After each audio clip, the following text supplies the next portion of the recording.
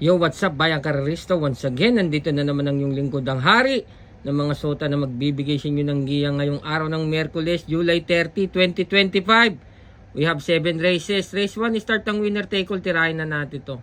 Mag single tips ako for today racing. So, dagdagan nyo na lang ng kursonada nyo. So, race 1, pili ko dito entry number 2, Petit Pussy. So, para sa race 1, Solo, Petit Pussy, JA Pastoral. Dito na tayo sa race number 2. Para dito sa race 2, first choice, solo pala, entry number 6, Hot Legs. So, inuulit ko, dagdagan nyo ng kursonada nyo. Para sa race 2, entry number 6 ako, Hot Legs. Dito na tayo sa race number 3.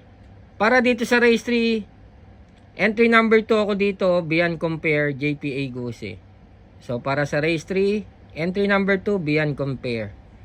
Dito na tayo sa race number 4. Race number 4, dito ako lalagay entry number 5. Sobrang baba. Tingin ko kayang-kaya. Pugong-pugo. Entry number 5, 7 of Diamonds. So, tingin ko ito talaga ang pinaka one for the day. 7 of Diamonds. Dito na tayo sa race number 5. Para sa race number 5, entry number 7, West of the East, Apoy Asuncion. Tingin ko malayo pang mananalo. Banderang tapos. Entry number 7, West of the East.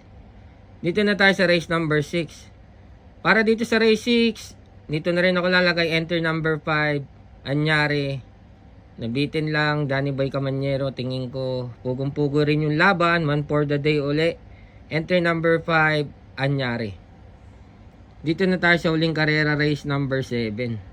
Para dito sa uling karera, dito po ako lalagay entry number 8, Batang Kangkalo, JT Pabilik.